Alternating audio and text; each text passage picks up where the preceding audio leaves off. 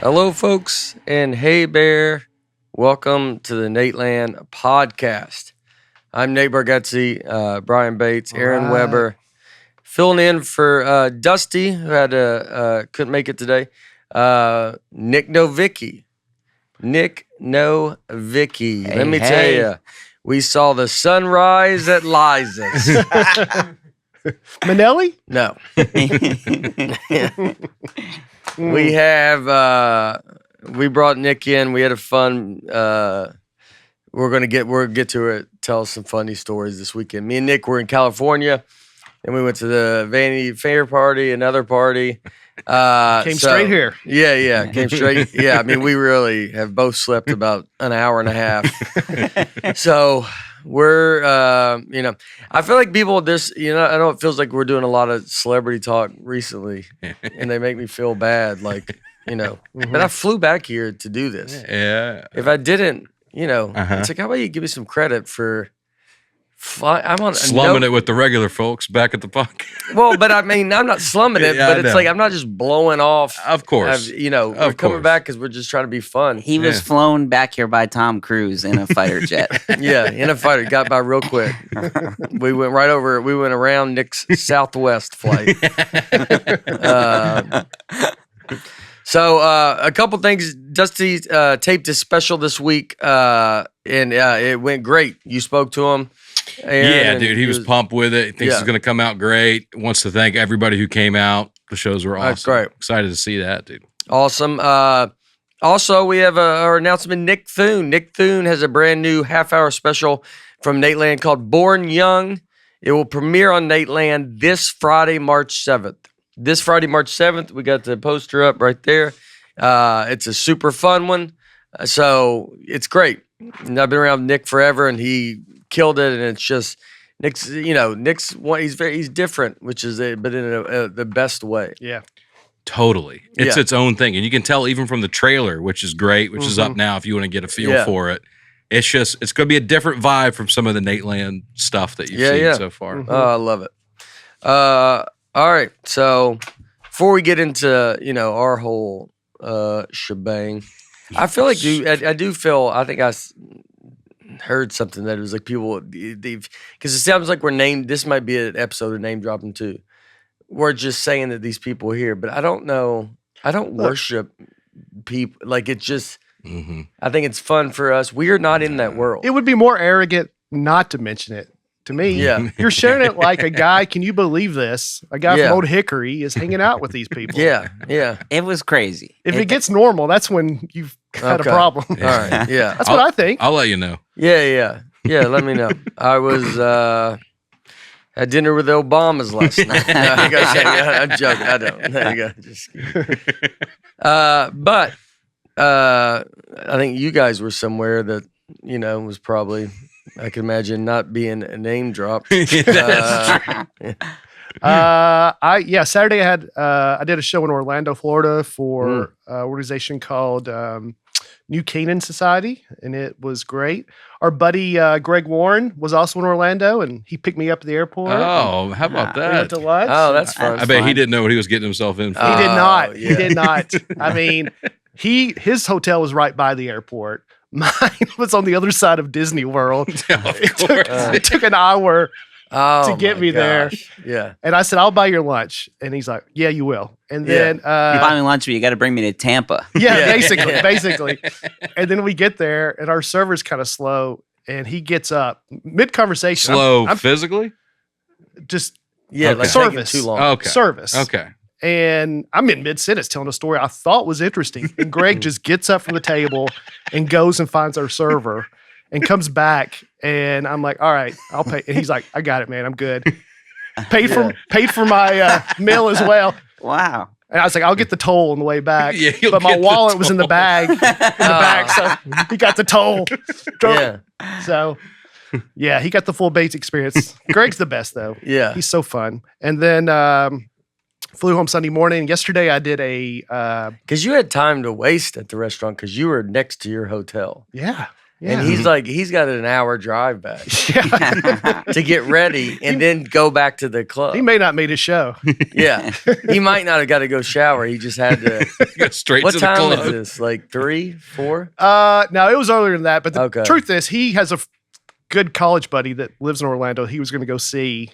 And you kind of ruined that. Well, Yeah. I definitely cut it short. That's for sure. Yeah. That's for sure. Because I'm going to drive by and say, what's up to you?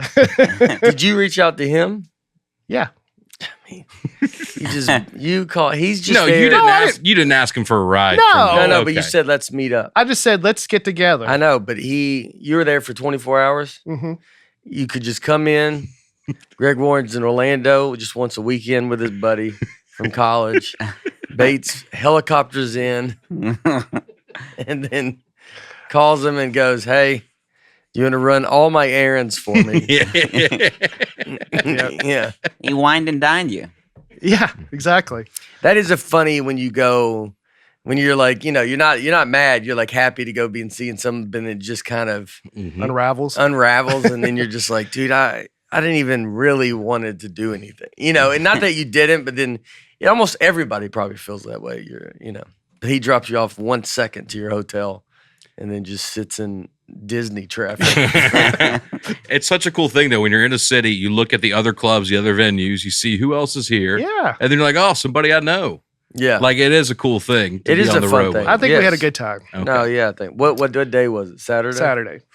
Big show night, too. It's not, it's not Thursday. It's not where it's one show. It's not a Sunday where you're basically like bored. I mean, it's it's the thick of it. Uh-huh. That's Yeah, the just day. one show too. Yeah. Yeah. I had to do 30 minutes Yeah, so much time. in my hotel, basically. I just walked down, did it, and went back up. to bed. Called Greg Warren. Why don't you come get me? Yeah. I told him that. I said, pick me up in the morning, take me to the airport. He's Yeah. like, I am not. But that was great. And then I flew home for the first time ever on Spirit Airlines. Okay. You guys ever done Spirit? I have done it before. I think you're going backwards, my friend. I think you're correct. I got upgraded the last time, Yeah. like to Vegas. I was in like a first class. They have Of like, Spirit? They do? yeah, and I had a ticket. What do they let you sit inside the plane? Yeah. And it was the cheapest ticket. So if you pay for the cheapest version, you don't get your seat assignment until the very end. Mhm. Well, the first class was open, so I ended up in the best seat. Oh wow. Wow. Is it a real first class or is It was not. I mean, It's I like got a big, comfy seat. But Yeah. they were bringing me things, and it was. And in the back of the plane was just cages and roosters and chickens all jammed up in there and just fights. Full on street fights going down. Yeah. And then Nick's like, I'll take can I get a Diet Coke? No ice. The flight itself was fine, but when we got back to Nashville, I feel like the airport didn't treat us as well. Like, didn't give us good service because we're Spirit. We had to sit on the tarmac forever before we could get a gate. And I'm looking out the window like, I know we were here before that Delta flight. Yeah. Yeah. I think they purposely just like, That's funny. Spirit, sorry. Yeah. Then once we get off the plane, you have to get on a shuttle bus. Oh, It yeah. drives you across the tarmac Mhm. to another. I've never Yeah. done that. I've only This had that happened- once. It It's happens crazy. to LAX too. Spirit is like every airline is like, hey, we're above. I feel like Spirit doesn't call ahead and let them know we're coming. Mhm. So they land and then they go, all right, we'll try to find a spot to park real quick. I would bet the pilots of Spirit don't know where they're going until they back out. Yeah. And then they go, oh, all right. Where are we going? Yeah. And they land. You see their phone on the dash. and then they got to look. GPS. They could make Spirit. They go, look, you can park, but you got to look for it. They go, what gate are we going to land at? You go, come on, pal. Yeah. We don't know the gate we're going to be at. We're going to find it. But we're squeezed in there. I think this guy's leaving. Squeeze. Yeah. that David Spade joke. I thought I know. of when I This was on the page joke's plane. so great. The guy, he goes, we drove around looking for parking. The pilot. He followed a Yeah. guy. He to goes, his plane. he goes, we saw a guy and he was walking to his planes. We're like, all right, he's probably leaving. We followed him there, and then but he just forgot his keys. So then we had to circle back around. Yeah. That's Spirit was no plane crashes. Really? They post that like because after we've just the horrible plane stuff. Spirit's like Yeah. I mean, like whatever, it's like They better not beat their chest too hard. Too, yeah. Whose like brother was a pilot at Spirit. Mm-hmm. And it seems like a place that they were like, look, they love working. He loves working there. He loves the people he works with.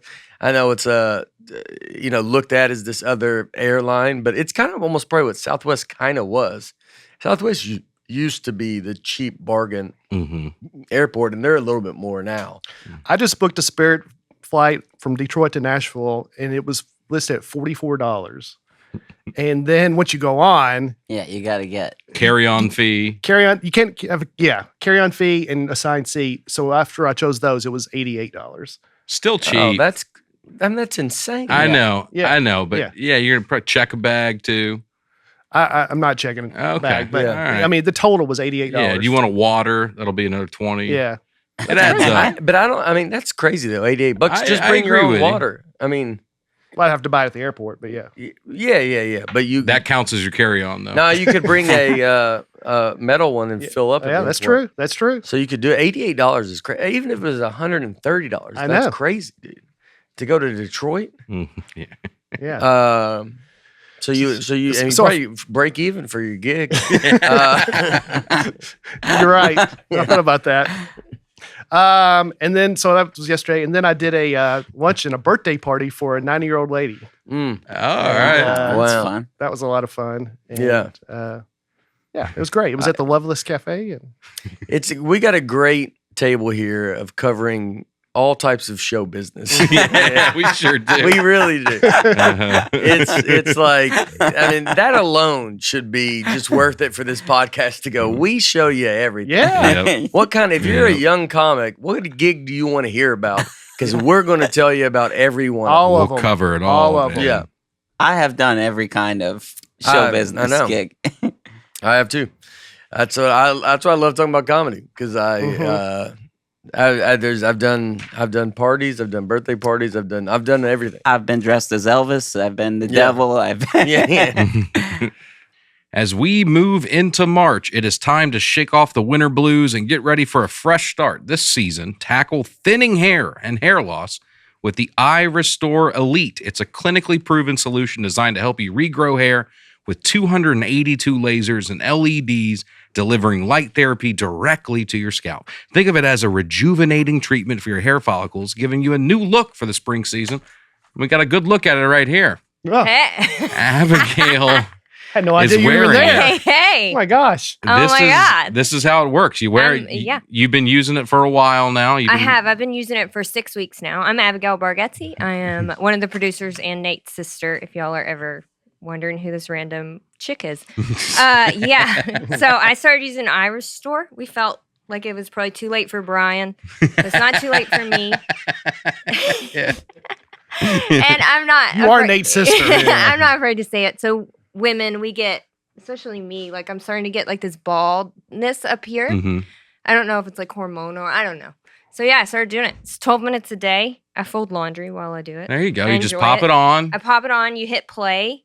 And 282 lasers get to work. For a limited time only, our listeners, you can get $625 off their iRESTORE Elite when you use code NATE at iRESTORElaser.com. That's $625 off your iRESTORE Elite at iRESTORElaser.com with promo code NATE to get the hair regrowth device you've been wishing for and start feeling like yourself again. And here's the best part. They offer a 12-month money-back guarantee, so you can try it all risk-free. If you've been trying it out like Abigail has been and you're not happy with the results, which you won't be, you won't be happy with the results? You won't be unhappy. The wording of that is tough.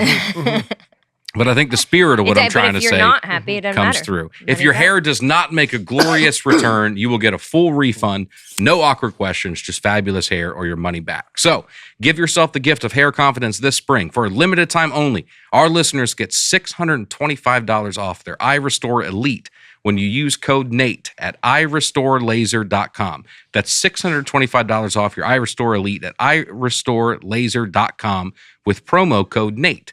Please show our support and tell them we sent you. Hair loss is frustrating. You don't have to fight it alone.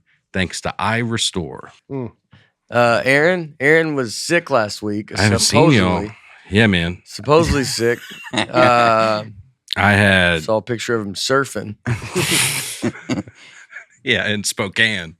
I was in Tacoma, Washington, Tacoma Comedy Club, and then Spokane Comedy Club. 2 great clubs. Yeah. 2 really, really good clubs. Almost all the shows were sold out.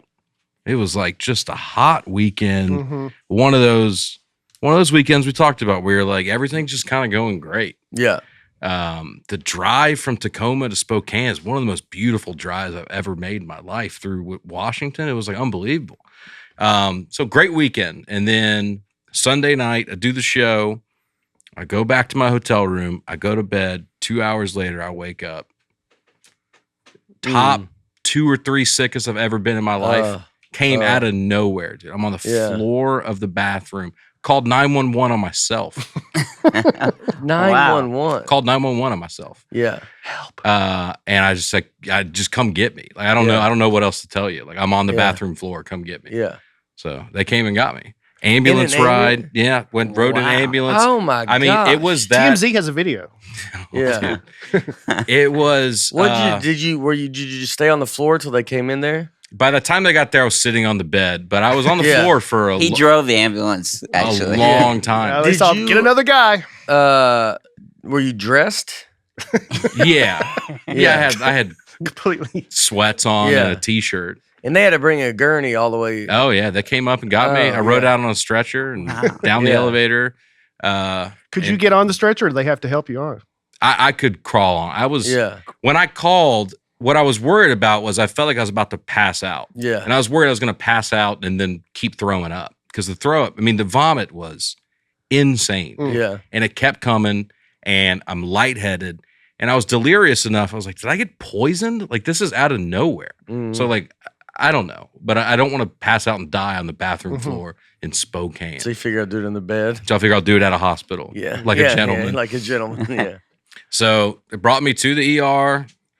I spent 6 or 7 hours just in the hallway. There wasn't a room for me, just on a hospital bed. They got me IVs and did you have your phone? Nausea meds. I had my phone. The texts to my wife were hilarious, like looking back. Yeah. Because I did not have the wherewithal to like even have a conversation with anybody. So I texted my wife at like 2 a.m. Hey, I had a 5 a.m. flight.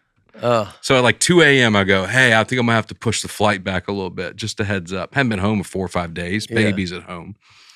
And then my next text is at like 7 a.m. I just texted, I'm fine. And Lucy's like, well, the ER just called. I don't think you're fine. Yeah. I like couldn't even. Yeah. So, and then I'm sitting there thinking, I'm like, well, my rental car is now late. I don't have a hotel room the next night. I missed my flight. Everything's just piling up. Yeah. It's just a nightmare. You may just have to live there. And then here's the craziest part was, they take you to the ER in the ambulance. Great. And then when you're discharged, they're just like, good luck. So it's like 6:30, 7 in the morning. Monday morning. I'm in Spokane. It's cold. I have t-shirt, sweatshirt on. And they're like, good luck. So I'm like so out of it. I like Google. I'm about 2 miles from the hotel. So I'm like, I guess I'll just walk back to the hotel. So I pull up Uber, Spokane on a Monday morning. There's nothing. Yeah. There's no cars. So I just start walking and then I go, let me just send a call out on Uber. I call it, dude, within like 3 seconds, car just pulls up, picks me up. I think it was an angel. I really don't. I mean, the guy came out of nowhere, gave me a ride back. I want to thank that guy. What do you mean send a call out? Like I just go request an Uber, even though there's none. It says none in the area, I see. but I just requested. Oh, it. you can do that. And the guy came out of nowhere and got me. It was like a $2 Uber ride for him. There's no point of him doing that. Yeah. But he picked me up and brought me back. And then I had to stay in Spokane an extra day. It was just such a great weekend. And then it was just such a tough weekend. I just laid in the hotel bed, throwing up. And anyway, I'm good now. It took me a long time to get back. Even by the time I got home, I told Lucy, I just got to lay in bed for a day. I can't do anything. Couldn't answer emails. I missed all kinds of stuff. Yeah. Meetings I just didn't show up for. I was supposed to be on Today in Nashville, just didn't go. because I just wasn't even thinking about it. So I'm all good now. But it was wild, dude. That's the most sick I've been on the road for sure. Yeah. Where you're like, dude, I'm on the other side of the country right now. Yeah. Did you have a direct flight home? No, not from Spokane. I had to go southwest to Denver, and then so I flew out the next morning, still feeling like crap. Did you throw up on the plane? Not enough. I was done throwing up by then. Yeah. I got it all out, dude. Yeah. I got it all. I got everything out. But then everybody on that plane's now Yeah. Oh yeah. pretty big trouble. Super spreader. No, I masked up on the plane. Oh, really? Yeah, they told me to. They were like, if you The get- hospital? Or? they go, yeah, they're like, you can fly home tomorrow. I would just wear a mask just for Yeah. it's like just a nice thing to do. I'll be honest. I wish you had a mask on right now, being next to you. I'm so fine now. Yeah. I'm not. He even told me they're like, you're not contagious right now. But Yeah. just like if you don't want to be feeling like you're breathing on people or whatever, I'm good now though. Yeah. But yeah, man, thank you to everybody who came to the shows. It was just such a whiplash from the shows were great to like 3 hours later, I'm on the floor of the bathroom, feeling like I'm gonna die. You know, Well, I mean, that's what, it's welcome to the road, I know, baby. I know. It's so funny that, like, comedy. Have you ever been in an ambulance before? No, and I don't. I've definitely never. No. Yeah. I was thinking maybe I rode with somebody, but I've never been in an ambulance. You broke your back, right? Yeah, but I think my dad drove me Yeah. to. Mm. But calling 911 on yourself is Yeah. kind of funny. Yeah. Just like, you come get me. Yeah. Well, the good thing, this is a comic. You got to think you're going to get some pretty good stuff. I've been Yeah. thinking about it. Yeah. That's the best part when you're Mhm. like, all right, that might be a fun little story. Yeah. You look back on it. I was trying to think. I've been sick, and it's my voice was gone real bad once in Louisville. Are you there? Yeah. Yep. It was like insane. Sounded like this. Yeah, it sounded like this. Worse than this, but it was. Yeah, I'm trying to think of any like. I've gotten sick on the road. I'm I got sick blanking on. once with you in Salt Lake Yeah. City. Oh yeah. Yeah. I got real sick in Colorado. I ate like some kind of fish. I was Oh, yeah. out. Food poisoning? Yeah. Oh, Yeah. man. With me. Yeah. Yeah. You didn't eat it? It was just No, Nick? it's just me. Hey, my stomach can handle it. It was trout, and everybody was calling me Big Trout. Come on, Big Trout's coming in. Yeah. Yeah. I'll it's never eat brutal. it again. Trout again. No, I'm never gonna. Yeah. You think so? I would never eat it. Last night, that thing you ate on the thing was trout. All right. Well, all right, a little lighter news. You had a different weekend? Sorry, I gotta jump in with it. You should have told us, like, I got a story about me dying. And then we would have given your own section, Yeah. a memoriam section, but you In memoriam. memoriam section, but you deliver it. So they're like, well, he's alive. So he Yeah. goes, I know, but he felt like he died. Mhm.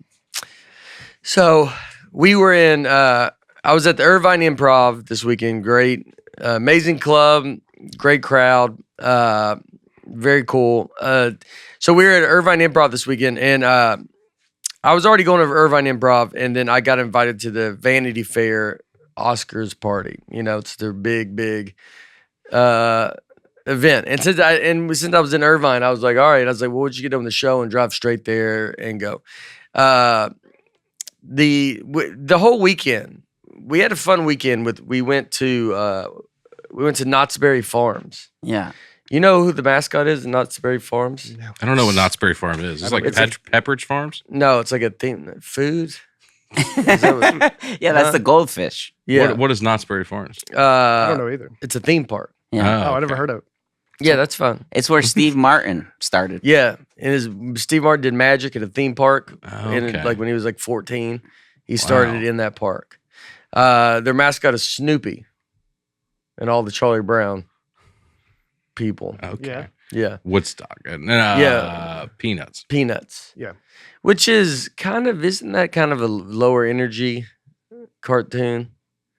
Kind of. Yeah, It's it's a like little all more like- your speed. Is that Well, what you're yeah, getting I at? mean that, but it's like Yeah. a little more sadder. It's like, it's kind of, it's not always. Yeah, it's not I love Winnie the Charlie Brown. Pooh, but it's not. Yeah. Yeah, it's not like. It's not a happy. That Linus music's pretty upbeat. Oh yeah, the dun, dun, dun, dun. Yeah, but Charlie Brown is like a tragic Can character. you do the rest of it, Nick? I don't That's think it. you That can. was all I I didn't even think I was gonna get called out. Yeah. For that. Dun, dun, dun, Yeah. dun, dun, dun, dun. You don't even know it. Oh, dude. Yeah, what was that? You kind of everyone felt it. You don't even know It was it a at thing all. to Full House. Everybody felt it.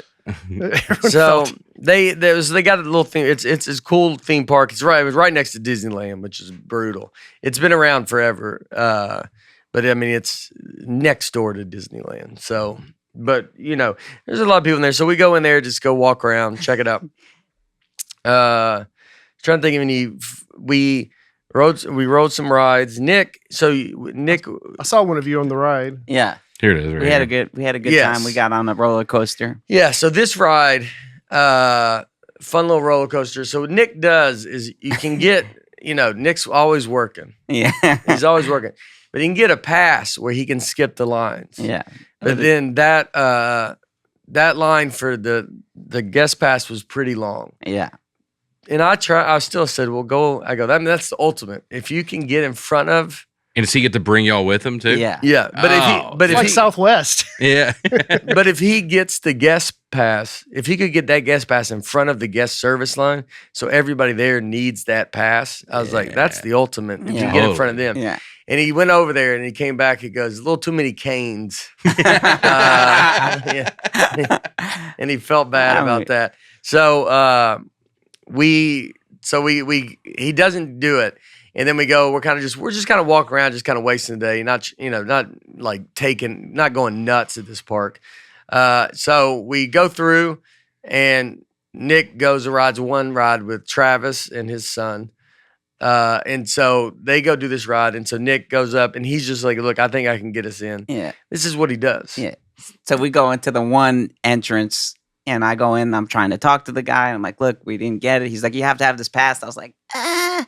And I think if you just keep asking different questions, you're going to get them eventually. So I'm like, where do you get that again? He plays dumb. Yeah. I go, that's my card. I go, where is that Yeah. line again? How long what time of day are you supposed to get it? Just a series of questions. And eventually the guy was like, okay, you can go, but you got to go in the exit. Yeah. And I go, thank you so much. What was your name? And he goes, Alejandro. I go, Alejandro, thank you so much. So then we go to the other side. And now I'm using his name. I'm throwing that Alejandro for the rest of the day. I'm like, Alejandro gave me the permission. Yeah. We get free food. If you see Nick out and he goes, what's your name? Do not give him your name. Your name is going to be how he ends up in the vault of whatever place you're at. He's like Gary Veter's dad. Yeah. So, Alejandro, we want to thank you. We had a great time. Thank you, Alejandro. He, he goes, you told me you go. It's all, you have it all mapped out. You go, I just play dumb. And then he sits there. And then so we go ride this ride. We go up the wrong way. And so I'm watching it firsthand. And he just stands there and he goes, can we go in this way? And the guy's like, it's called a board pass. He's like, do you have a boarding pass? Nick's like, I don't, he goes, no, I don't have it. And two is like when he's doing this, it's not him. He's like, I also have 50 people with me. And so he's like, he goes, where is that? And he's like, it's over at the guest service. He goes, yeah, I just came up all the way to these stairs. And then he's like, well, that's whatever. And he just kind of wears them out with questions. Wears them out with going like, I don't know, where is it? I gotta, okay.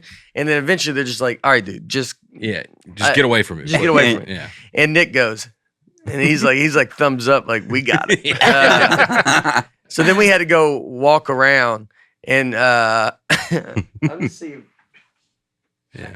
I got a video Yeah. of us in this line. Just the back half of this video. I mean, I'm losing my mind. Like, so he drives a little scooter up the exit ramp, and it's a long ramp, and it's tiny. Like there shouldn't have been. You're gonna go up this, ramp on a scooter. Yeah. I mean, I'm barreling around corners, like you can't see anything. Yeah, and it's I mean, he was flying, and that's where everybody exits. There's no way to turn around. There's no way to turn around. So if you show the video here, just pause it at the Yeah. at the top, and I'll show you the picture. Yeah. So all right. So Nick is that's how tight the area is. It's a very small area, and I'm driving a Buick of a scooter. Yeah, I mean, it is the size of like a minivan. If you're listening, it's a very narrow hallway. Yeah, ramp. I think I said it's a small area. No, you said if you look. I said, but if you look, it's a very tiny area. Well, I think so. I didn't address. If you're listening, I should address them as their own people. I think you should. Talking about something you're looking at. Yeah. It's a very narrow area. So Nick's cart was facing the opposite way. So he's got to do like kind of an Austin Powers, kind of thing. Yeah. So hold on, go back to the beginning. I mean, there's already been a whole thing. Dustin Schaefer was with us. He started filming this. It's already been a problem. He's got to let them. The roller coaster's trying to go, but he's got to drive on the platform. Okay. And so he gets her to hold that gate open, and just immediately drive straight into that blue gate. Just boom! I mean, just drills it back. You hear him backing up. You hear the beeping. Yeah. This is not him driving in, but this is him. Then he just comes. I mean, I'm losing it, dude. That was you standing there. Yeah. Oh, I mean, I'm crying because so that was facing the other way. Look, that fills up that whole aisle. And so it's facing that way.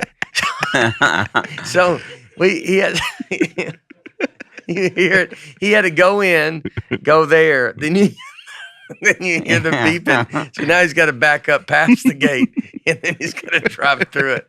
And I mean, it was. What do you have in your basket? I got it. I ended up being. First of all, that's a whole other. That's a good story. That's a whole other good story. But I also was just carrying everything. Once I got the scooter, they were like, "Let's just throw everything." Well, once we get, oh yeah, we almost as well. He doesn't need the scooter, but we make him. I become the take purse. the scooter because we're like, we don't want to carry anything. So where you got those stuffies, where you got the stuffed animals. Was they have a game in there where you can guess your age, weight, or month you were born, right? And so this girl's there, so we tell Nick, we're like, go do your weight. She's not gonna be able to guess your weight. Yeah. And I was like, you're gonna get like a stuffed animal, whatever. I was like, go do that. So Nick goes over there and he's like, I want you to do my weight. And this girl just starts. She asks a bunch of questions. How close do they have to get? Your weight. It had to be within 3 years. 3 No, years no, or for your 20 weight, pounds. 20 pounds. 2 years. 2 years. Age was 2 years. Weight was 20 pounds, I guess. Okay. Yeah. So it felt like this girl's like, well, I'm not doing the weight thing. She goes, and she's like, I'm just going to guess your age. Well, no one said about age. We go over and said weight. I go, yeah, we're going to do weight. She's asking me a series of questions. Okay. Asking me what I eat, what I eat for breakfast.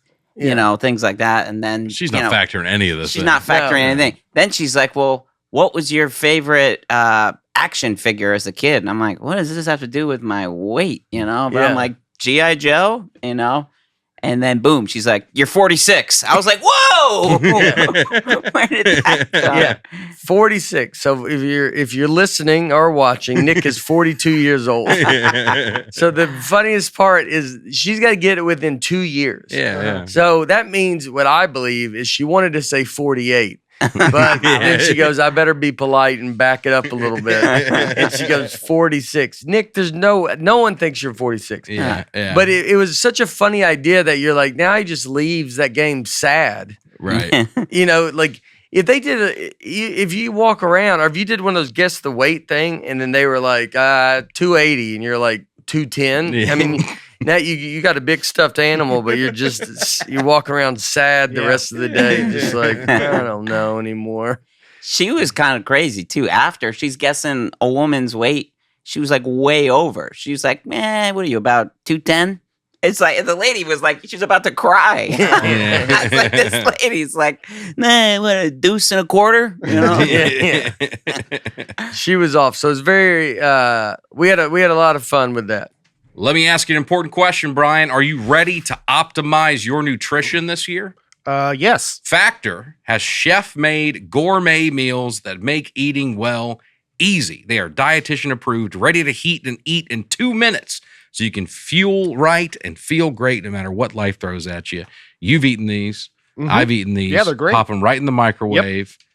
They're ready right away. I love Factor. I ate it for like 2 years straight. I still enjoy it. When I was really losing weight, Factor was a big part of it. It was a big factor. It was a huge How about that, How dude? about that?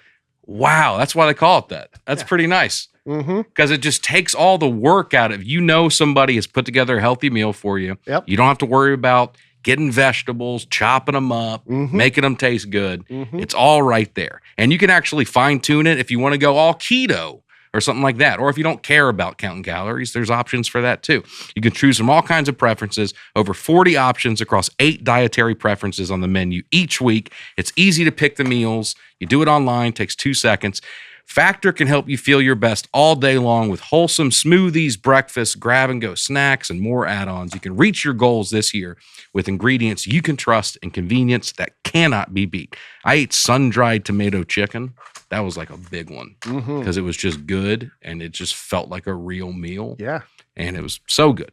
Eat smart with Factor. Get started at factormeals.com/factorpodcast and use code FACTORPODCAST to get 50% off your first box plus free shipping. That's code FACTORPODCAST at factormeals.com/factorpodcast to get 50% off plus free shipping on your first box. All right. So then we do the show Sunday night. We drive straight to the hotel to change into the tuxedos we have on right now. Looking good. Go to the Vanity Fair party. We walk in. Nick is surprised he knows everybody. Right when we walk in, I mean, at Nick's, boom, everybody's coming up to him and he's hugging people. And, oh, did you have the bait? Like, they know. They're your best friends with everybody in there. You could have got in there without me. No. Yes. You knew everybody. I know Alejandro, but yeah. You look like your date is not only a dude, but a little person. You look like the most progressive celebrity out there. This guy gets it. He was my date. Nick took me on a date to Boardwalk Empire premiere about 15 years ago. So this is I'm repaying him. So we go in, we do, like you do one by yourself, then you do one together. And we're going through, Halle Berry's right next to Nick. So I told him there's, if you scroll all the way over, you'll see, on this one, there's a picture of, that's Halle Berry kind of in the background in the silver dress. Right there, yeah. That's Nick walking off after his pictures. You don't look happy there. Yeah, I got caught mid, thrown well, out. I was trying to get a picture because they were both standing there taking pictures. So I was trying to get a picture of Nick and Halle Berry. And then we walk in, and then Halle Berry walks by, and Nick's like, "Hey, how you doing?" And she goes, "Oh, good, yeah." And have fun. All right, y'all have fun. Keep walking. That's it. Nothing. We don't think. I never talk about this again until later. And then when we're leaving, we're leaving with Travis. I go, we met Halle Berry. He's like, when? I go, Nick, you talked to Halle Berry. He can't see. It was us, it was me, him, and Halle Berry walking alone. And he brought it up. Yeah. So we go on the party like it's we're getting to talk to everybody. Ray Romano's there, and got to talk to Billy Crystal and talked to Conan about hosting. I thought Conan did a great job hosting. He was great. Yeah, it was great. It was like super fun, and it's So you got to see some of the awards. No. I just went to the Vanity Fair party. We watched the opening monologue. We watched it on TV. How did you know? Conan? Yeah, okay. We watched it on TV. I thought he did great. I thought it was it is a brutal job. I get the idea of wanting to host an award show though, because this party wants to, because just the challenge of it.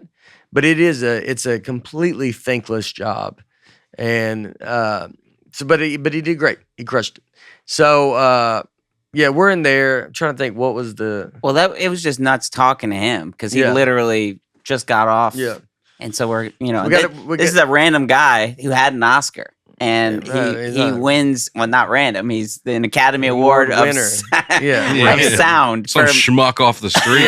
But it was a guy that we just started talking to. Yeah. And then he like almost had the Oscar in his back pocket. And he was like, I happen to also have an Oscar. Well, so we ended up everybody's holding it. Yeah, everybody's walking around Oscars. We have a picture of us not holding it, but he did let us hold it. Yeah. And so there was, Oscar's very heavy. Really heavy. Yeah. They gave it, because he gave one to Nick. And Yeah, I immediately put my hands underneath it. Because Nick just took it. He just goes, took it. I'll hold it. I And was then like, I go, he's going to. It was too heavy. Yeah, I was like, this is about to fall to the ground. And I mean, these people are, dude, it's crazy just to be at a party and you're just seeing people walking around with all the Oscars. Yeah. Everybody that won. So we're walking around where, you get to say hi to people and all this. We go up, to see Queen Latifah. And I was like, Nick walks up to her and he goes, hey, what's up? And she goes, hey, what's up? Right. And then he walks back. Of course, Nick can't. He's got the eyesight of a bat. And so he doesn't know. I know he doesn't know.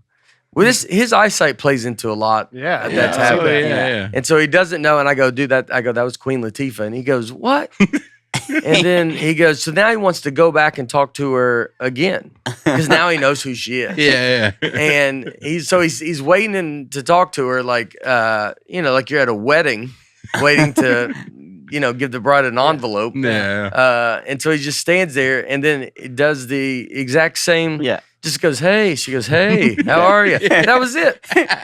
That was the best part. Literally, I got done exactly what I wanted to wait in line to do again. Yeah. And I'm just there kind of like, I'm waiting to have my opportunity of the exact same thing. Yeah. Can't go further. It's not possible. It's There's not like possible. 6 people around her. Yeah. You can't have a longer conversation that setting. You just wanted to say hi knowing it was her, though. Yeah. I know, but it's just It's like, I've already talked to it's you. not like it was 20 minutes ago. It was a minute. It was on he's on the left of her and goes, hey, and she goes, hi. And then by the time he gets to the right of her, he's back. in line.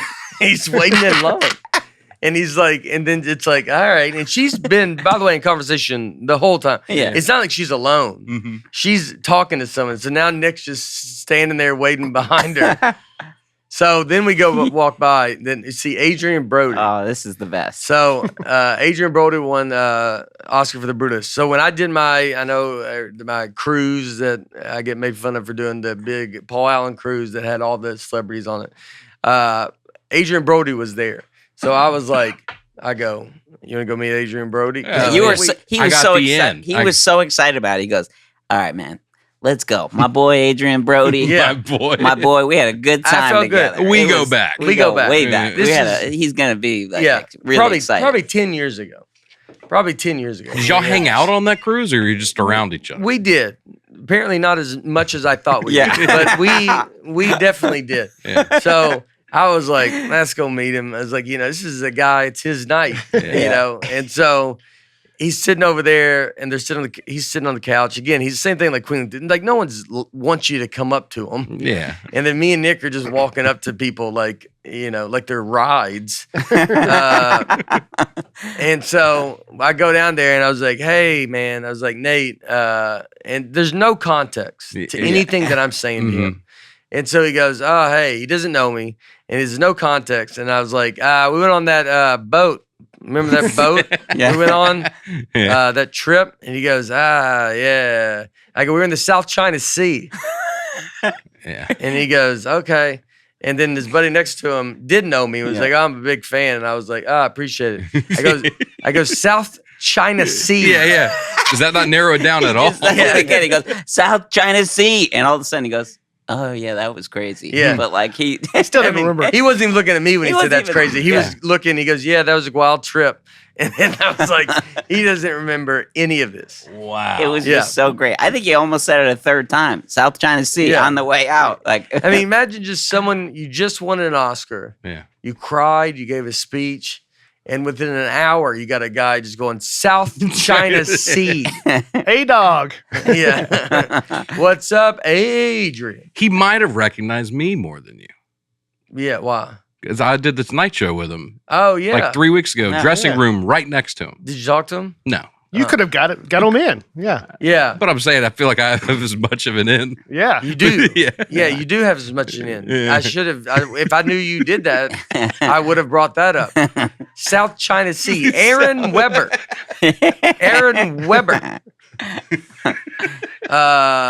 Ambulance. Yeah. So then we go. The guy set the record for longest Oscar acceptance speech. You know, wow. 5.5 minutes. Last night? Yeah. Wow. Set the record.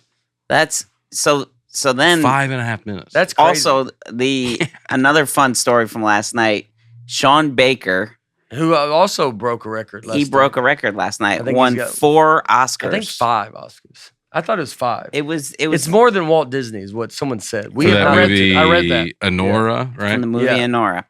So he used to do stand-up comedy. I was on a show with him. You know, I've met him a couple times. But again, coming off the excitement of the Met him Adrian a couple Brody times years ago. years ago. But like, you know, Yeah. and you know, we just had so much excitement with Adrian Brody being so excited to, you know, Nick's been Nate. loving it. He's Yeah. been making fun of me. I have been making fun. I just keep walking around going, South China Sea, South China Sea. So then I'm like, you know, we're talking to these women and from the Washington Post and somebody else that's just there. Yeah, which we got mentioned in the Washington Yeah, we got Post. fired for what's about to happen. Yeah. So I tell him, I've done comedy with Sean Baker. I'm so proud of him. I mean, he's done, you know, movies from an iPhone. His first movie did everything together. I'm just so proud. I can't wait to see him and congratulate him and say hi. Yeah. And she goes, he's right over there. I go, all right, well, let's go, Nate. Let's go over. I'm gonna, we're gonna see my boy Sean. We're back in the pit Yeah. with Adrian Brody. So What we didn't pick on, we just shouldn't have been in that pit. yeah. There was like a kind of 2-step down pit area, and that seemed where the Oscar people were, and it was like, I don't know, maybe leave them alone. Mm-hmm. So I go up to him and I'm like, hey, what's up? And he's so nice. He goes, hey, how are you? I'm Sean. I'm like crushed for a second. I'm thinking this is like my cousin, you know, that he's going to be like, give me a kiss on my cheek or something, like so excited. And I go, oh, you know, we did comedy together. He goes, oh, yeah. And I probably should have just left it at that, but now I'm just keep going. I'm like, you know, Ian Edwards, a comedian that we both know, he goes, oh, yeah, man, God, you know, I know, it's just crazy. I'm just going further. I'm like, the Easter Seals Disability Film Challenge, we were talking about that. He goes, yes, that's right, man. It just keeps going. He's like, man, I'm so sorry. He's like, I feel like everything's just been so nuts. I feel like, you know, I've been having like a vasectomy today. I'm like, oh, okay. You know, like I'm just like the South China Sea. You know? He's just, it's just and someone's with him going, he's got to go. yeah. And I mean, he's got 5 Oscars in his He was the hand. big star of the night. It was Yeah. the big- He's got all this stuff. And He was so nice, though. He couldn't have been cooler, you know. Yeah, throughout he the was whole very, time. very He was nice. just like, hey. Adrian Brody was. They're Yeah, all very yeah, nice they're and being also- polite to amuse us. Yeah. When they don't want to go to. So then we go to this other after party. And so then there's the after party that like everybody's supposedly going to. And so we get there and we walk in and you're like, all right, this could be the one. Supposedly like this is where like kind of everybody hangs out late and stuff. And we walk in, we're sitting there, guy walks up to Nick and like bends down and goes like, hey man, what's up? And Nick's like, hey man, great. He goes, you doing good? He goes, yeah, doing good, man. He goes, all right, I'll see you, man. And then he walks off. And then Nick just walks over to me. He's not talking. And he's not like addressing what happened. I know who the guy was. So I could see the guy and I was like, he doesn't know who that was. It was Leonardo DiCaprio. Dude, Leonardo DiCaprio got an inch from his face. Yeah, he bent down, gave me a bent hug, down, gave me a little hug and a dab. And was like, how's it going, man? He's like, yeah, it's good, man. You go do whatever. And then You keeping on, Yeah. brother. Nick shouldn't even been within 12 blocks of this party. And he's got the main guy coming up saying hello. And he's like, all right, brother, I'll see you. Do you know him? No. I just was. It was like I'm standing in the middle, and I'm just kind of. I'll be friendly to anybody. Make eye contact. I'm just like, hey, what's up? You know, I don't like even, that kind of. He made eye contact too. I watched the whole thing. Yeah. He came. He saw you, and he bent down and he said, "What's up?" I mean, it was like. It was your like moment. I mean, I think if you'd have been like, "Where are y'all going? Can I come hang?" He would have been like, "Yes." Yeah, like he was being super cool with that, little interaction.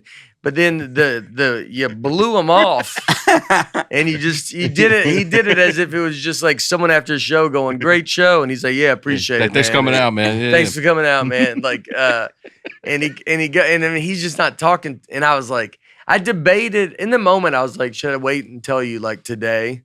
But then I was like, I kind of want. Yeah. Then I was like, I'll just tell you. And I go, do you know who that was? He's like, no. You couldn't see their face at all. He was in your face. Y'all would have kissed almost. Yeah. And then Leonardo DiCaprio. But this party was like super fun. I don't know if there's just like everybody was just kind of at this party. And, do we have anything funny? Like it just was, there was a guy randomly who you're not supposed to take photos at this. Mm-hmm. If you're not supposed to take photos, somebody's gonna want to take the camera out and involve me in it in a place. Yeah. So he singles me out and is trying to take videos with me and photos. And he's like, "I'm gonna introduce you to Megan Nostalgia," but he's now like the Stallion. Yeah. I didn't say what. What did you Megan. Say?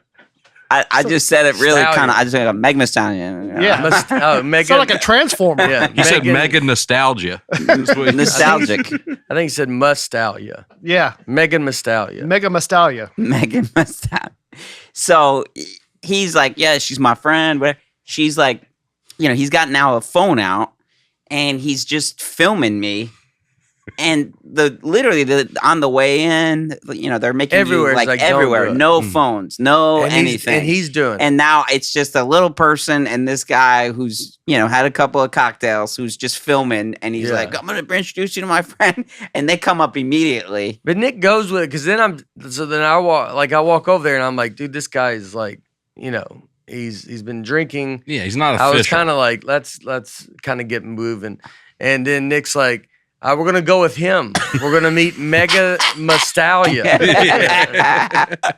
And then I'm like, all right. So then then we start walking over there. And then he's trying to do more pictures. And then someone comes up and says, you cannot use your picture. Yeah. Then, then they look at us and we're like, we didn't want to be a part of this. This guy's just being kind of a nightmare. And then everybody's dancing and stuff, and then me and Nick are standing on the side, and then he comes over and starts dancing just in front of us. Yeah, for a second, the guy with the camera. Yeah, like he just starts and then we're just looking at him. He's like, he just turns around and walks away. Very weird. Yeah, but it was crazy. McCulkins were there. McCulkin, and. What's his brother's name? Rory. Rory McCulkin. There is a Rory McCulkin. Yeah, but that's not the one. No. Yeah. It's about Macaulay Culkin? Yeah. Yeah. But what's his brother's name that won the Oscar last night? What? Well, yeah. Kieran. Yeah. Kieran, the one that was good. We had a conversation with, and he's awesome. He won. He brings up Rory McCulkin, which I guess there's another brother. I told him that's like being like, I met Cooper Manning last night. Yeah, he was awesome. He was awesome. He was like, again, they probably think y'all are the most progressive couple. So everybody's like, these guys. Yeah. We fit in. Yeah, we're doing good. He was super cool, and very he was. Him and his wife were very down. He's one that said he's going to have 4 kids with his wife afterwards, and it was very funny. His wife's like, "Well, I didn't think he was going to win." Yeah, and so it was. His speech was funny. Yeah, his speech was funny. He was like very just a very normal kind of person. He was a fan of Nate. I would not have thought that. Well, he was a fan. A child star. I know. And all his characters seem just so crazy. Neurotic. Crazy. Yeah. I mean, he's a good actor. Yeah, he is a very good actor. Yeah. It was super, super fun. We saw, so I mean, I don't know. That was kind of it. It was a fun night, though. It was a really special night. Thank you. Yeah. And also, thank you. Shout out, Amber. We got them all fitted up in a tux. Got a fancy got a tuxedo. great tuxedo for them. So really crazy. Special night. Anyway, so Aaron, just go back to your hospital. Yeah. How was it in the ambulance? Aaron got a nice recognition, though, for his special. Yes. Last week we talked about Dusty being one of the top 25 Netflix specials, which there's only 26. So Nate was the only one that didn't make it. But Aaron's top 5 or 5 specials to watch? 5 specials to watch. Vulture did a nice write-up about it. So it's 250,000 views now. It's getting up there. It's going to keep growing. You were better observing than Nate, which they did. I think they did in the article. Yeah. They said not as silly as Nate, but a slightly sharper observer. Yeah. Yeah. Mm-hmm. Wow. I like being silly. That was nice to hear. You don't care about sharp observations. You don't notice things, but you're pretty silly. I don't notice them, but I am fun and silly. So, all right. Since we wore tuxes, that was a whole shindig. All right, Aaron. It's March. Spring's around the corner. Absolutely. And it's the perfect time to refresh your routine. Maybe you're thinking about shaking off the winter blues, focusing on your wellness, or simply finding a new way to feel energized throughout the day. Well, here's one change you can actually stick to: ditching the endless cups of coffee for something better. Yeah. Mud water. I love to drink coffee every morning, but it does give me the jittery feelings. You guys see it. You just feel gross. You see it right now. I also am sick of that caffeine addiction, but I want coffee so bad, so I struggle with the groggy mornings, but not anymore. I can get my fix in a healthier way with mud water. My biggest problem with coffee is that 3 to 5 p.m. cup that makes you stay awake at night. Yeah. Because I go to bed at 7:30. I know. Contemplating life choices and the meaning of existence. But let's not do that again. Switch to mud water. It can help you say goodbye to sleepless nights. It's got the energy without the late night existential crisis. That's very funny. Without that crash. Yeah. Ready to make the switch to cleaner energy? Head to mudwater.com and grab your starter kit today. Right now, our listeners can get an exclusive deal up to 43% off your entire order, plus free shipping and a free rechargeable frother when you use code Nateland. That's right, up to 43% off with code Nateland at mudwtr.com. After your purchase, they'll ask how you found them. Please show your support and let them know we sent you. Keep your energy natural and refreshing all year long with mud water, because life's too short for anything less than clean, delicious energy. Let's start with you guys' comments. Let's start. Christina Marshall. That was a crazy fun episode for me. 2 of my absolute favorite things coming together. Huge Steelers fan. I cried when I watched Ben play his last game, and I am also a huge Nateland fan. This was a nerd cluster of an episode. We had Ben Roethlisberger. Ben Roethlisberger in your seat last week. Yeah. That's pretty crazy. Yeah. Big Ben. And we got Big Nick. Big Nick. Yeah. Terry Hagan is a hot dog. If a hot dog is a sandwich, then you have to make a similar claim that a corn dog is a sandwich. Okay. Or ravioli or tacos. What? One could even go so far as to claim that deep fried chicken with a heavy breading on the outside is a sandwich. No, a hot dog cannot be a sandwich. I don't really get the argument. Saying like if you're counting everything with bread around it, if you got meat inside of bread, then you'd be a ravioli would be considered a sandwich because it's meat wrapped around bread. Somebody would consider a hot dog a sandwich? I don't. That was the debate. Like That's like the internet debate that people ask. But it's at least a bun. Because whatever definition you have for a sandwich. A little offended I wasn't on the sandwiches episode. A lot of people said that. But I felt like next time, maybe you'll do a Notre Dame episode next time I'm gone. I know. Any definition you have for a sandwich could also apply to a hot dog when you think about it. Yeah. So that's the argument. I feel like the bread of a hot dog is really just to hold the hot dog. Yeah. Well, you eat it too. What is the bread of a sandwich for? That you eat. The argument was... How do you eat hot dogs? I mean, I try to just hold the bread and eat around it. Yeah. Eat some of it. If it's 2 pieces of bread, does that make it a sandwich? The bun is 2 pieces of. But it's connected. Yeah. So that's the differentiator. Yeah. It's just that the 2 pieces of bread are connected loosely. A little bit. Well, I'm just saying what the argument is. I know. I know. I'm not attacking you. didn't know you were going to be in the hospital last week when I chose sandwiches. Yeah, that's true. Mike Nelson, what makes something a burger versus a sandwich? I'd say it's either on a bun or it's bread. But I seem to only ever hear Americans call it a chicken sandwich. For example, a McChicken in Australia would be a chicken burger over here, and a filet-o-fish would be a fish burger. Hope we clear this up. There we go. I mean, I think what makes a burger is if it's a burger. Yeah. Yeah, I agree with you. Yeah. I mean, I don't know. I don't know about that I think if it's ground chicken formed into a patty like a McChicken is, then that's that. You can think of that more like a burger. Okay. But a fillet, like a chicken sandwich from Chick-fil-A or Popeyes, where it's just a cut of chicken, that's a chicken sandwich, and it's not a burger. Mm-hmm. You know what I'm saying? Mm-hmm. Yeah. It can't be a burger unless it's beef. Matthew Perkins. Having someone on who is a good laugher really helps. Greg Warren is the best. Close second. Nic Brian Novicki. Bates. Nic Novicki. Ah. You're in there. Look at that. You have I a great ended up laugh. in the comments. You made it in the comments. Thank you. Doug Morris. TV above the mantle is a life hack to be able to watch the game and allow your kids to be in the room while watching sports. Aaron, being the good dad that he is, will soon be advocating TV above the mantles for anyone with children. Man, I just don't know. I just don't know if I will. You don't like a TV above the mantle. I think the TV should be low. I think it should be eye level with you on the couch. What about our house?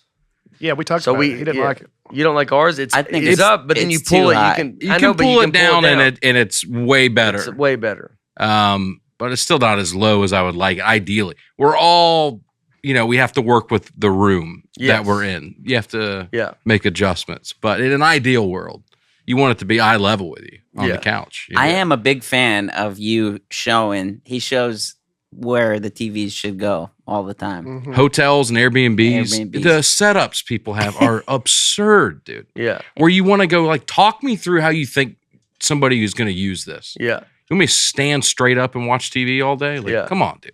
Yeah. Let's lower the TVs out here. Do it on your treadmill. Marcus Sherman.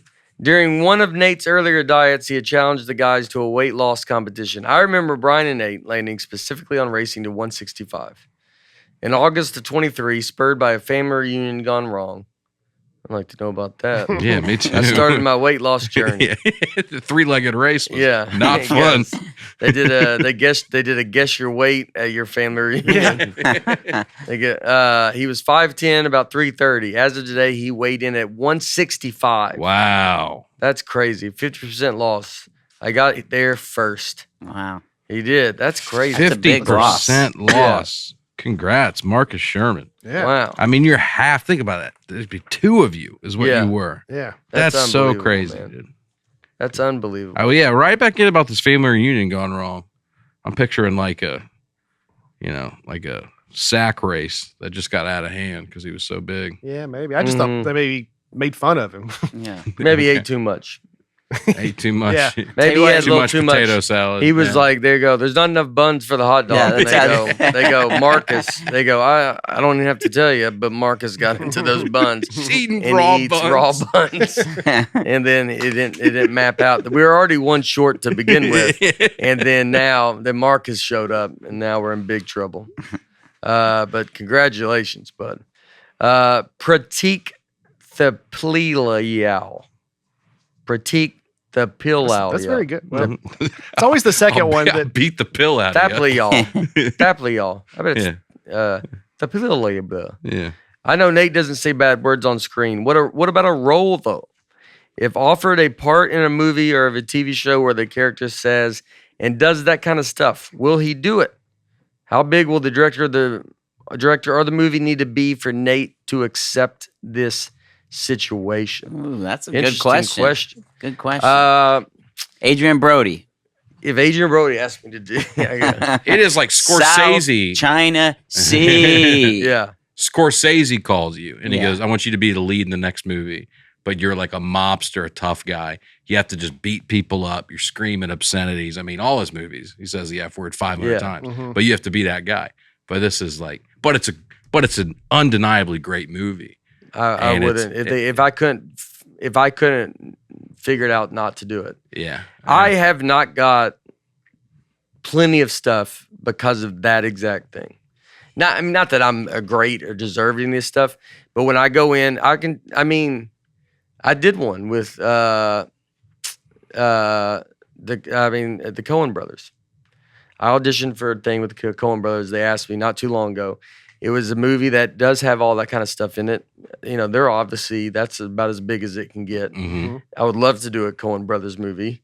And when I read the part, I just said, I'm not going to curse in this part. And then I did it, and they went through it with me, and I think they liked me a lot. And the casting director, they were like wonderful, but I just said I'm not going to curse, and I did parts, and I'm not in the movie. Like I don't know if that's. I'm not saying that's why I praise. I stink, but it's I've had I think that hurt me with a lot.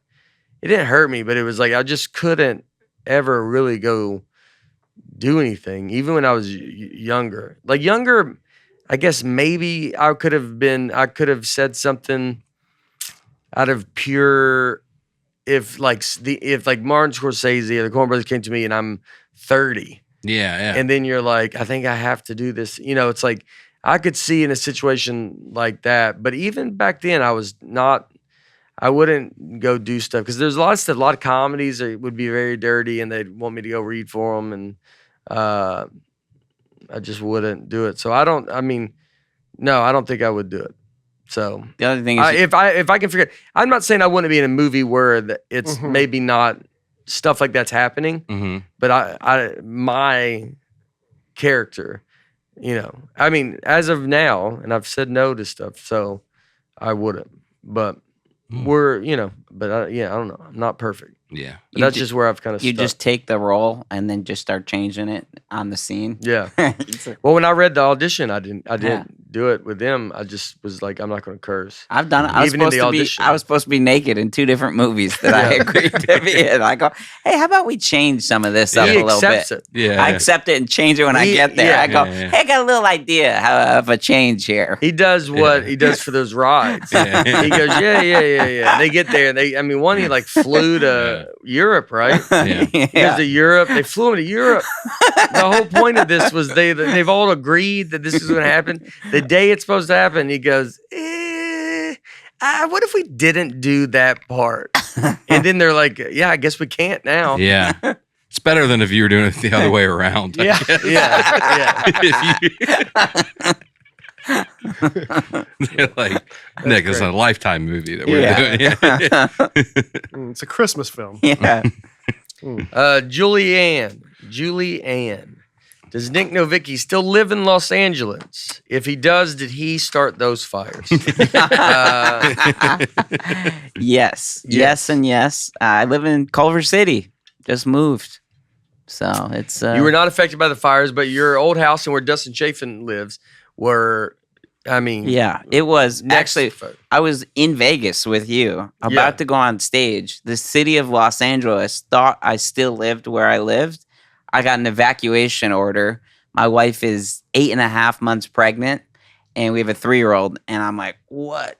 So luckily, it didn't affect where we are. She was alone. Luckily, I left her with very little resources while I was having an unbelievable time. Eating steak dinner, having a great time with my friends, working. Kind of like you with Hurricane Sandy. Yeah. I owe Till, his wife, a lot. 'Cause, we put him in so many situations. He's like, what if you come do this? And he's like, hey.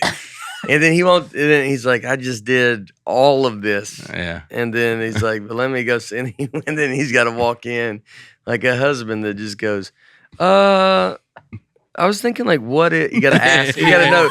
You got to know when to ask. Oh yeah. You go sometimes where it's like your buddy could be like, hey, do you want to come do this?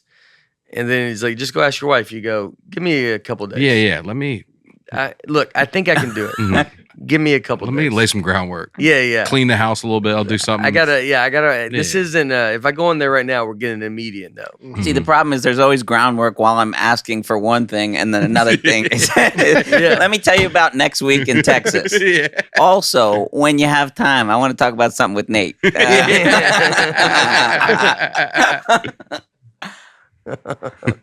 That is the hard thing too. Of like last night. I mean, it was a really special night. It's hard to not say it was. You know, my wife's. You know, we have a 3-week-old baby, so she's got like vomit on her, and the other baby. She's like, "How was your night?" I'm like, in a tuxedo. I'm like, South China Sea. You know? He was. She's very supportive. Just like people declutter their homes in March, it's also a great time to refresh your nutrition and daily habits. Feeling refreshed and ready to start is in your gut, and the probiotics in AG1 helps you to support digestion. Do you have a cabinet full of supplements? I did, and a handful of vitamins I would take, but I was able to replace all those daily pills with just a bag of AG1 in my cabinet. We're all proud to call AG1 our sponsor of this podcast. It's been with us since the beginning. Unlike other supplements that make big claims without the research, AG1 is formulated based on the latest science in nutrition and wellness. Abby, you were just talking to your nutritionist this weekend. She brought up AG1. I was, and she does not listen to this podcast and has no idea that they sponsored us. And she was talking to me. My husband's been sick a lot, and she said, "Have you ever heard of AG1?" And I was like, "Yeah." They're an old friend. I was like, "I have," and she said that she did all this research, and that's the best one out there. She was like, "It has everything." That's great. That's great. When it comes to health, we want something we can trust, and she's showing you can trust it. That's why we all choose AG1. I do it, you do it. Tristan even does it back there. With science-backed ingredients and real benefits that we can feel, AG1 makes it easy to support overall wellness every day, and that's why we've been partnering with AG1 for so long. And AG1 is offering new subscribers a free $76 gift when you sign up. You'll get a welcome kit, a bottle of D3K2, and 5 free travel packs in your first box.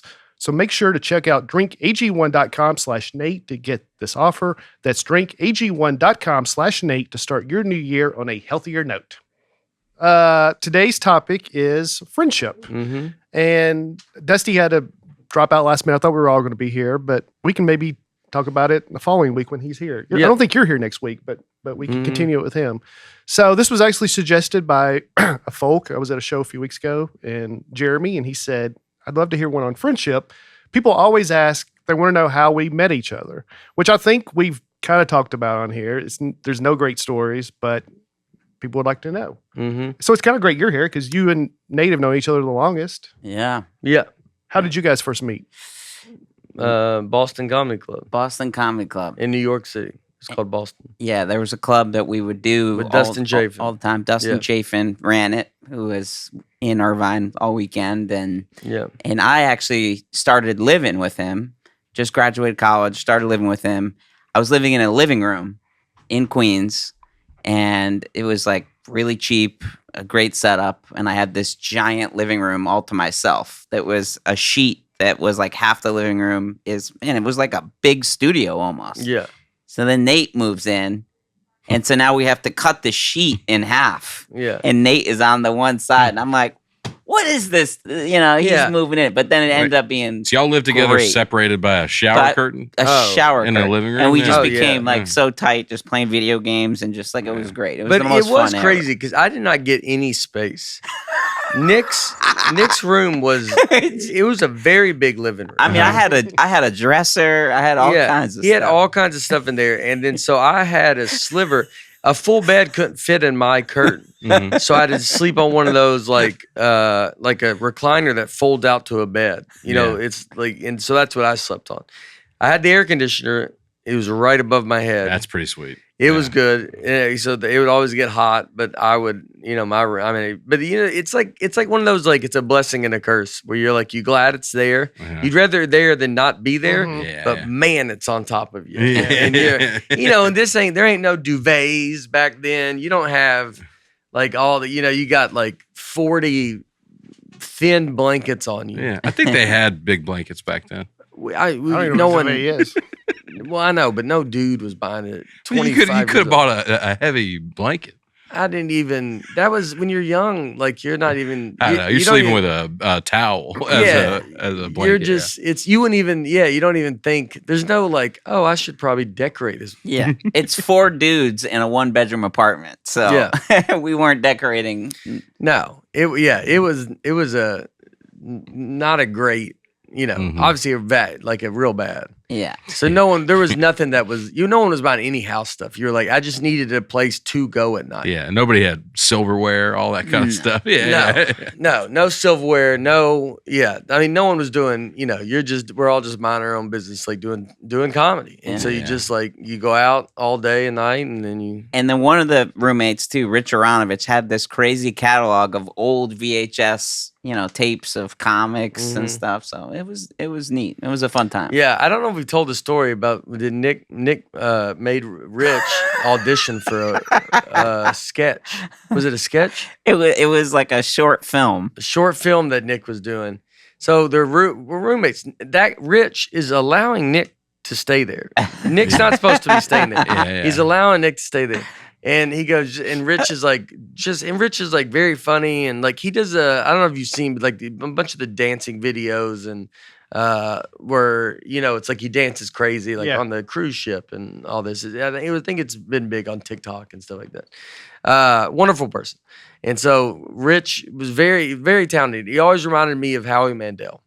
Like he just was like that kind of guy. Very, very funny, like just physical too. Yeah.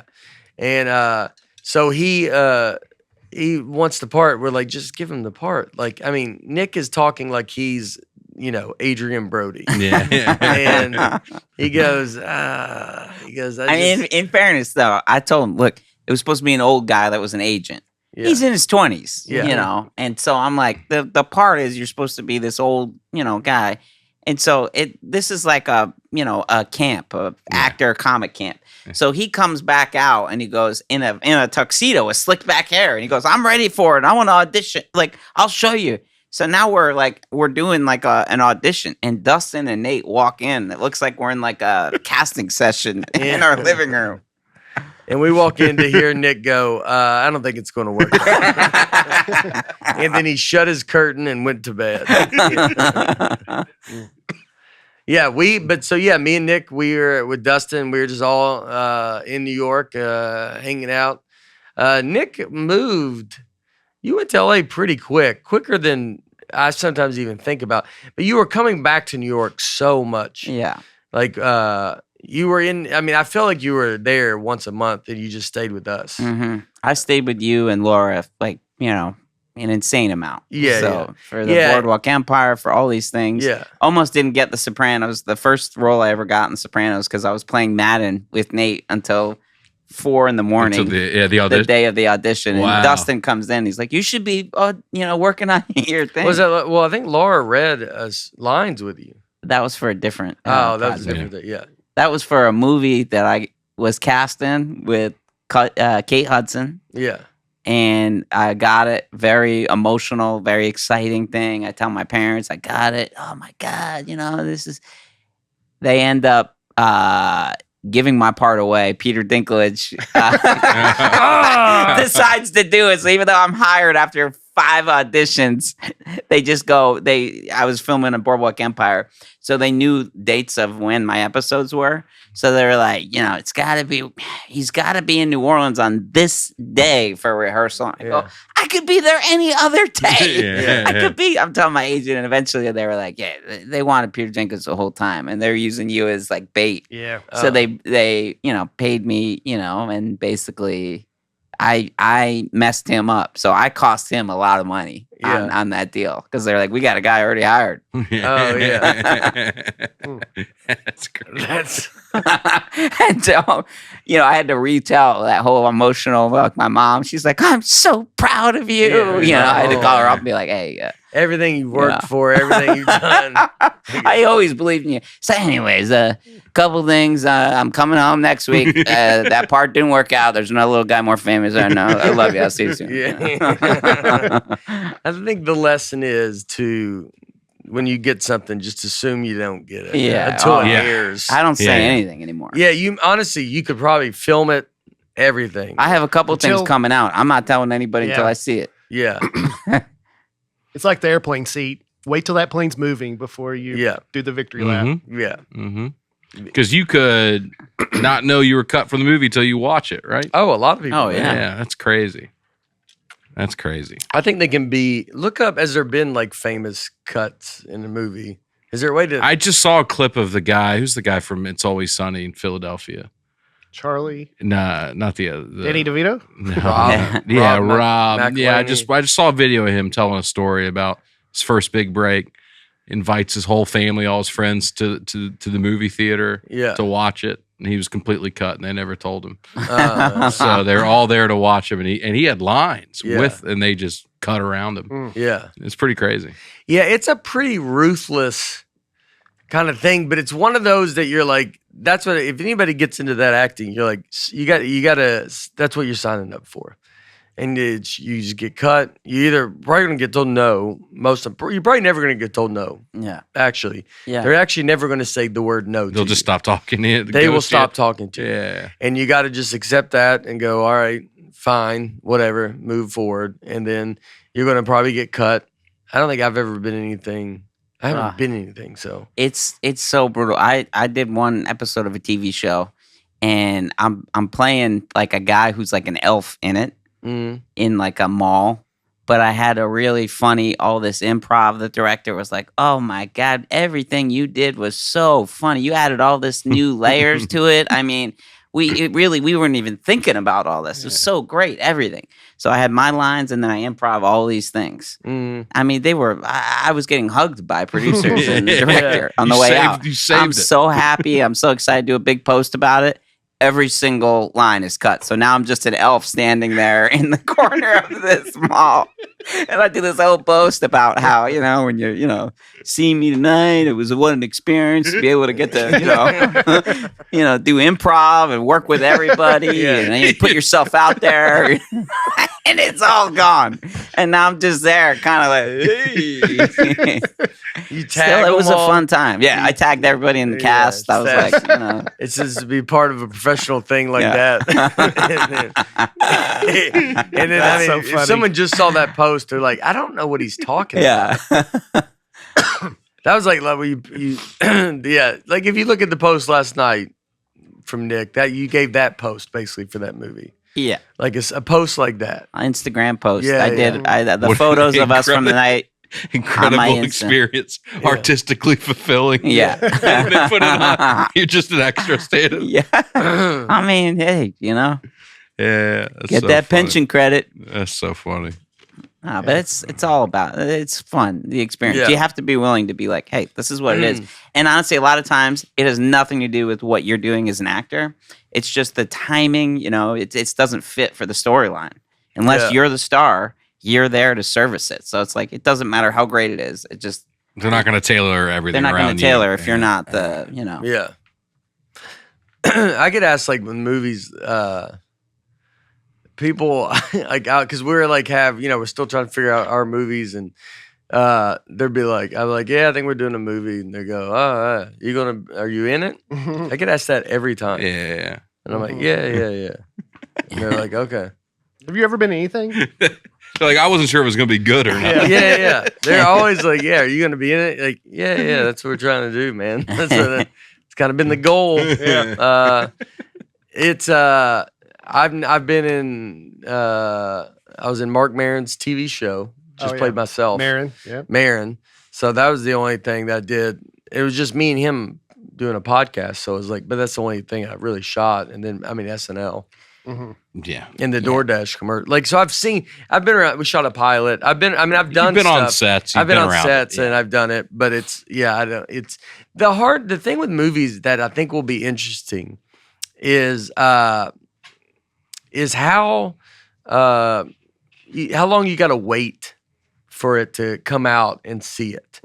Because we're so used to instant, kind of gratification, or maybe not gratification, either way, but your instant response. So everything we do, if we think of a joke right now, we can go I can go see if it works in 20 minutes. Yeah. And you'll know immediately. And I mean, honestly, you could even figure it out at the moment. You could call a couple people or just say it, talk through it, yeah, and just get a vibe to be like, all right, I think that is a good idea. So it's like you can feel that stuff, and then when you do this, yeah. Let me ask you, Nick. Do you ever show up for something, an acting job, and you realize right away this is going to be garbage? Or is there some stuff you're like, this could go either, this could be great, I have no idea? See, I'm a terrible judge because like I like everything, so I'm like, oh, it's great. Yeah, he's not going to be. Yeah. I like every movie. I'm like the worst judge, Yeah. and then people are like, oh my god, what were you thinking? I'm like, I thought it was good. I don't know. You get swept up in the. Don't you run a film competition? I do, but I'm not a judge. I am the founder and director of the Eastern Sales Disability Film Times. I don't judge them because I like everything. Yeah. And that's good. But I mean, you want you around because of that. Mm-hmm. But I could see it's hard to tell, man. I mean, I can go, I would say if you watched movies and made someone watch them alone, that would be interesting. Watch alone and say, was it good or bad? Mm-hmm. Read no reviews, blind, just you watch it. Yeah. And you're not around another person. Yeah. Mm-hmm. You're not around anybody else. I bet most things people would think are good. But aren't a lot of movies meant to be watched communally in a theater? Yeah, like comedies and stuff. Yes, or the big ones. But I'm talking about general, like what he's talking about. You could even, it's like Hallmark movies, right? Mm-hmm. So people could be like, those are terrible or something. But then you go watch one alone and you're like, yeah, I don't know, man. I watched the whole thing. Yeah. Like, and I watched another one because it rolled right into it. And it's like, and they're great and they're nice and they're, so I think if you break people off, people would like more stuff. It's a big mob mentality to go against, all these kind of movies or whatever. But I think you have to go into it like being like, this is great. Because it's pretty easy to have to be swayed where you're like, oh, this is going to be, if one person says it's bad and then you're like, it's got to think it's going to be made to be great. Yeah. So you got to go, and if you were in it, you're like, I don't think I like this script. Like, I don't think it seems good, and I'm confused. That's the hard part with me is I can't tell. Because I'm not doing one. Like, all right, if I don't like something, how much can I change something, or how much can I, in that moment, be like, oh, we got to figure it out. Like, this is not working, or the story is the main. That's why the jokes don't matter. If you write a script, it's the story. Comics go to jokes. They want jokes, and you can write. Honestly, if you want to write a comedy, I think you could write a sad movie, and then just be like, now make it funny. Yeah, that's but punch like it up.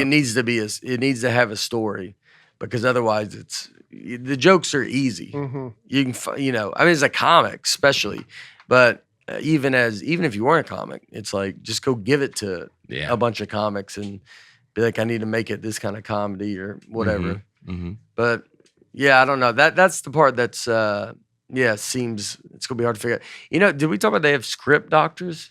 Did we ever say that? They have there's guys that are their full time, their job is they will get a movie, and they've done it, I think, with Marvel movies and with a bunch of movies where a movie will be bad, and then they pay this guy and these high end writers, and that's a lot of their work is they get just some crazy amount of money, and then they come in and just do triage on it. Oh yeah, and just have to fix the whole thing. Wow. Yeah, and that happens almost every movie. I think I believe. It just ends up you kind of getting you need other eyes on it because the person that is writing it is like been doing it forever, and then so especially those I think some of the big ones, But yeah, it's pretty interesting. Yeah, all right. It's kind of a short one. Yeah, that's okay. I mean, this is fun though. Yeah, but just real quick, as far as me and you, I remember first time I met you. I started comedy in 2007, January 2007. Yeah, I think at the end of that year. You came home for Thanksgiving and Christmas like you do. A lot of people thought we met here in Nashville. We didn't. I mean, you were in New York. Yeah. But you would come home a lot. And I'd heard of you because, NashvilleStandup.com had listed all the comics. And I was like, Bargatze? I wonder if he's related to Ron Bargatze. Yeah. Who I grew up listening to on the radio. Who is that? Basketball. My cousin was the color commentator for Vanderbilt basketball for years. Yeah. Yeah. He always has all these hidden ticket links to Vanderbilt sports that we find out about. Yeah, why don't you tell yours to Queen Latifah? This is what he was going to tell. Waiting in line. Can you tell it? Oh man, this is so. This is what he wanted to tell her. The party's loud. Yeah. No one can really hear. It's not a get into a big conversation kind of thing. A guy goes up to her. She has no idea who he is. He's already been up to her. Yeah, we already talked. She initiated. She said hello to me to start, and then I wanted to go back. So my uncle just died. My uncle is from Senegal. This is brutal already. My uncle's from Senegal, who my aunt married, and my uncle died. And years ago, he was in a music video of hers. And as a kid, that was really crazy to be like, he was in this Queen Latifah music video, and I remember seeing it. So mind you, I just had everything we should have had in a conversation. I'm standing next to her on this amazing Vanity Fair party, and she's in a gown, and I'm about to tell her that, my uncle just died. Yeah, she sang a song. She sang a song on the Oscars, I think. Yeah, she did. Yeah, she did a big song, a big thing, a whole, And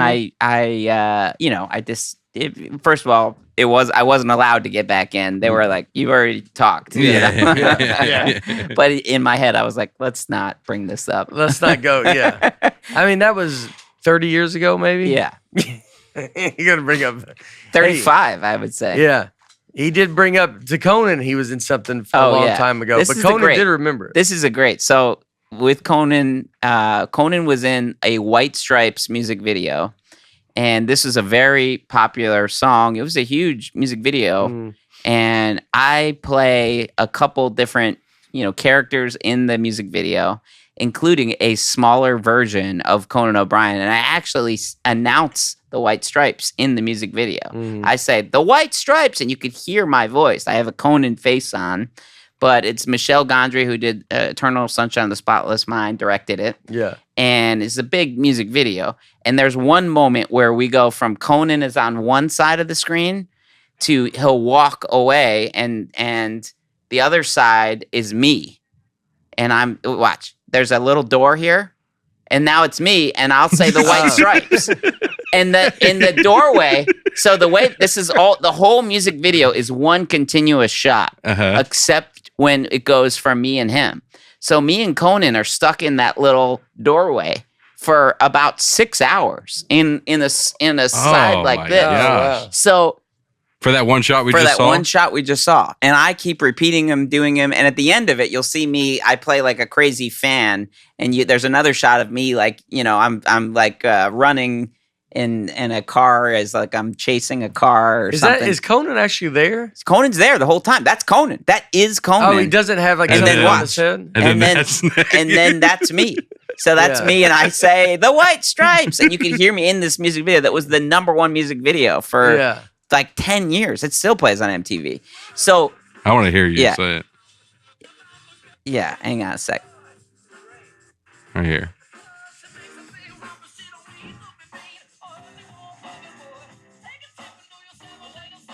You can hear it. You hear it. I'm in it. That's me saying the White Stripes. So, but in the moment, like he knows I'm a comedian. The White Stripes know I'm a comedian. They're supposed to come out to see us. We're doing a show that night. I'm telling them the Broadway Comedy Club. We're upstairs. So, but Conan knows I'm a comedian. He's the nicest guy, the greatest guy in the world. Yeah. And so we're stuck together for 6 hours. He knows I'm a comedian. And I'm like, trying to now, after a while, just be funny. Where I'm like, yeah, what a fun time in here, huh? And he goes, now he doesn't get that I'm trying to be funny. Like, oh, this is crazy that we're in here for 6 hours like this. And he's like, yeah, this is a fun time. It says it like that. Like he's trying, but like in a delayed thing. Yeah. Like he's trying to kind of be like, I don't want you to, like just feeling that this is exciting for me. Because it was exciting too. Mm-hmm. But he just gets everything. But he didn't get that I was like, in on the joke that like, we are like he's literally sweating on me. Yeah. It's like 100 degrees inside that little closet that we're in. But it was you talk about an exciting day. I'm 23 years old. and I'm in a closet with Conan O'Brien for 6 hours. Which you go from this to that Kate Hudson to Boardwalk. I mean, you're like, I'm on a rocket ship. And then it all falls downhill. Then Peter Dinklage comes in and smashes it all. I still get residual checks for that movie. That was not in. That's great. That's nice. All right. Yeah, this is a quick one. We'll continue this subject at we'll do the friendship one with another episode when Dusty's here. Yeah, when Dusty's here and you're here and we're all here. Yeah. Okay. Real quick, picture shows. I got Vegas. In a couple weeks. Yeah, at the Wynn. And this Friday, I'm in Bozeman, Montana at Last Best Comedy Club. 2 shows. March 12th. Next Wednesday, I'm here. The Lab at Zanies for Brian Bates and Friends. Nate's doing it. Aaron's doing it. Everybody come out to when? Next Wednesday. I like to tell people you're coming. Then once it sells out, then I say, sorry, you couldn't make it. But by then, I've already got the tickets. Nate bailed on us. I make you the bad guy. Throw him under the bus. Cha-ching. And then March 14th, 15th, I'm in Beverly, Massachusetts at Off Cabot Comedy Club. Nice. So the last Sunday of every month, I have a show at Flappers Comedy Club. So come on out. And I am very excited. The 12th annual Easter Sales Disability Film Challenge registration is open. It's happening April 1st to April 6th. Make a film. Have somebody with a disability in front of or behind the camera. The films don't have to be about disability. This year, the genre is thriller and suspense. Our award ceremony is going to be May 8th at Sony Pictures. Nate presented last year. Yeah. So, you got some good people lined up this year. We do. So, and Adrian Brody. Thriller. Queen Latifah. Yeah. That's what we actually should try to get Sean Baker, Adrian Brody, and Queen Latifah. Leonardo DiCaprio. Leo will do it. Yeah. God, he was trying to approach me to be on. That would have been the time to hit him up. Dude. I think you would have left me and you would have hung out with Leo. It was that much of a greeting that you could have been like, all right, dude, I'll just meet you later on. Yeah. Go to disabilityfilmchallenge.com to learn about it. Yeah. Aaron Weber here this weekend, Kansas City, Missouri, at the Kansas City Funny Bone. I've never done my own show in Kansas City before, so I'm excited. That's Friday, Saturday, and then later this month, Hartford, Connecticut, Boston, Massachusetts, Chicago, Illinois. Come on out and watch the special. 250,000 views right now. It's getting a lot of press. Check it out. I was on Access Hollywood the other night. Ooh, Mario Lopez threw to it. Yeah. It's been very cool. Crazy. So thank you guys. And Nick Thune special this Friday. That's right. All right. We love you. Bye.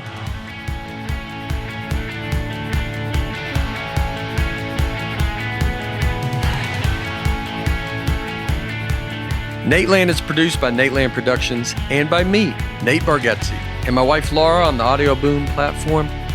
Recording and editing for the show is done by Genovations Media. Thanks for tuning in. Be sure to catch us next week on the Nateland Podcast.